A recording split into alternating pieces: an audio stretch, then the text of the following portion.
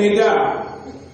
Boaz, he took one look at her. He said, I don't know.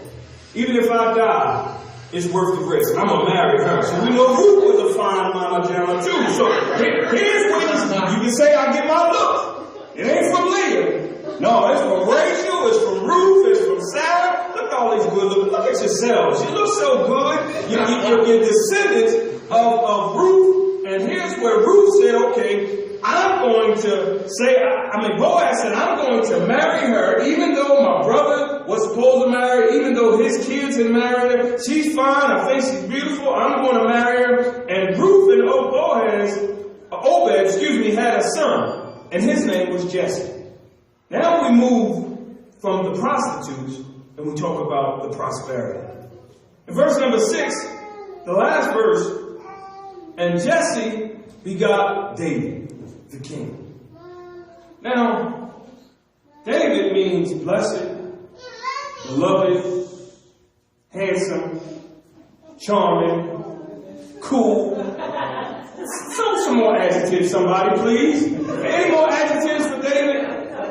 Modest, maybe? No? I don't know. Okay, well, it does mean beloved, but David comes from this relationship which was brought about by prostitutes, by liars, by cheats, by people who were not good people.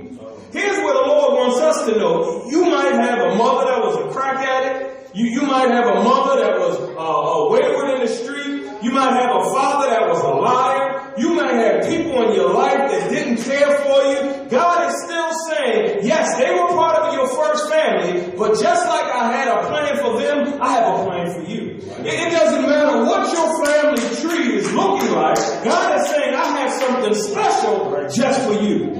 Let me tell you about my family.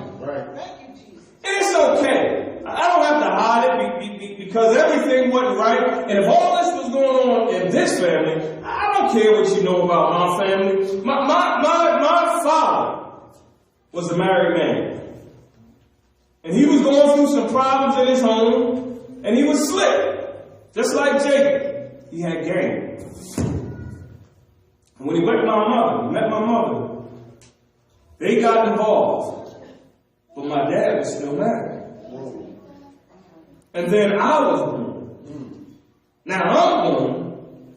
My dad's still married, but my mom got a baby. Now he got some other kids. He ain't trying to give up his family. So we got to hide this. One live in Frankfurt. He does. And we're going to keep him in Southwest.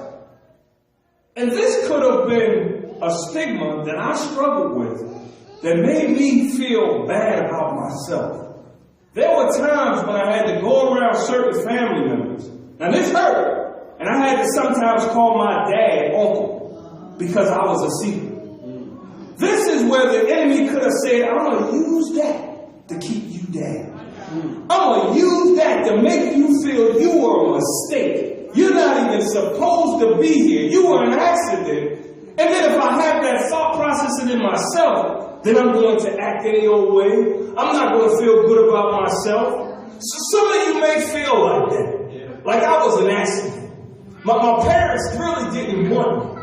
I'm not supposed to be here. So how can I be used by God? Well, let me tell you, right now, even with a dad that was married and a mother that messed around, I was raised in a happy home. I grew up without a lot of things, but I had plenty of love. This is where God is saying, I'm maturing you right now, even through that hell, because I'm going to use you.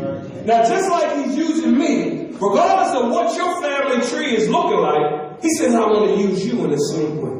Here's where he says in the last part, even though you come through the line of prostitutes, he says he brought them to a point of prosperity. And Jesse begot David the king. Now David wasn't the first king of Israel, but he was the greatest king in Israel's history. There was another, that was your uncle Saul. He was the father, he was from the family of the Benjamites. He was chosen first. But he said, I'm going to reject him.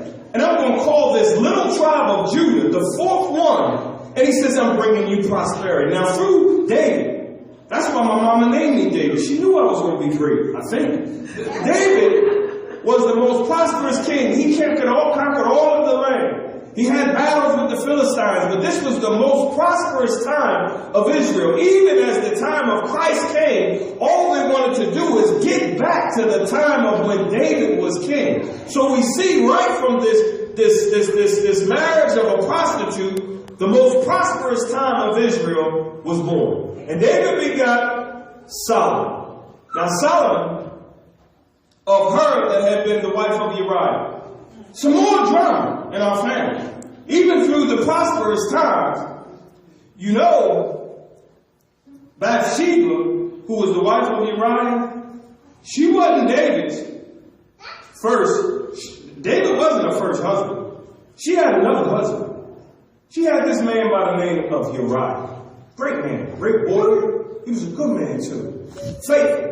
And he was out on the battlefield, and David was chilling and sitting on the roof. He was supposed to be on the battlefield. He said, I'm going to lay low this time. And he saw Bathsheba taking a shower. And this was like pornography for him, because he just said, I'm going to look, and I'm going to look, and I'm going to look. And eventually he said, I want her. Wow. And he sent his people to get her. Didn't care whether or not she was married. And this was still the most prosperous time for the people of Israel. He said, I don't care. Bring her to me. And he laid with her, and she got pregnant. And the problem is that she now has a child, but she got another husband. Didn't we just tell a similar story like this? This is where I came from, but we know this is how this is in our family as well.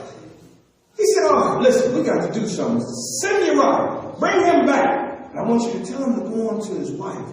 And then he gonna think that that's his baby. And they ain't got a DNA test yet. That ain't coming for another 3,000 years. So we gonna make him think that's his baby. But the problem was Uriah was such an honorable man. He went into his wife and said, no, you know what? My brothers are out there on the battlefield. How can I be at home doing this with my wife? And he slept outside. And your grandfather David said, man, I don't know what I'm going to do. This fool won't even come sleep with his wife. And I done got the girl pregnant. And people are starting to know. He said, I'll tell you what I'll do. Send him to the front line where the battle is most heated. But what I want y'all to do is fall back a little bit. In other words, send him down 52nd Street wearing a red jacket. And he in the middle of the Crips territory. Now, when he get there, I want y'all to fall back. Leave him out there by himself. And that's exactly what happened when Uriah was killed. Once he killed her, he said, now I'm going to marry her.